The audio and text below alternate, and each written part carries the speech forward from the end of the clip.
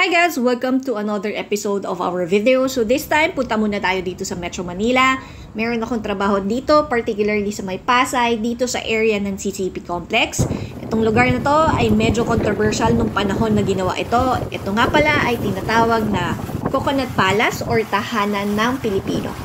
So ang Coconut Palace ay ginawa ng ating famous national artist na si Francisco Mañosa during martial law noong 1978. Ito ay isa sa mga proyekto ni Imelda Marcos.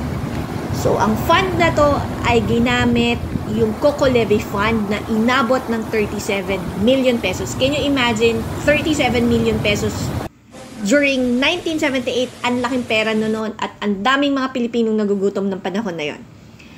So, etong Coconut Palace ay isang obra maestra. Mostly, ang mga materials na to ay mostly coconut wood and other indigenous materials. Talagang purong Pilipino ang pagkagawa ng building na to. And meron siyang 6 na mga kwarto na pinangalan sa iba-ibang probinsya din dito sa Pilipinas. Yung mga kwarto na yon ay Mountain Province, Zamboanga, Pampanga, Marawi, and Bicol. Yun yung mga tawag sa mga kwarto na to doon sa second floor. Ang ganda ng ground floor kasi meron siyang long table and yung mga materials na gawa sa wood parquet, marble, at iba-ibang mga indigenous materials talaga katulad ng kapis, lalo na yung chandelier na parang 101 pieces daw ang ginamit doon para lang gawin yung chandelier na yon. And then marami na rin mga taong sikat na mga taong na stay dito sa lugar na to. Tulad ni Brooke Shield, nung late Libyan strongman na si Muammar al-Gaddafi, and si George Hamilton.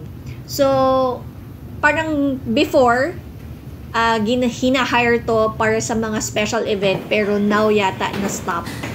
Tapos, nagamit din to as Amazing Race 5th season pit stop.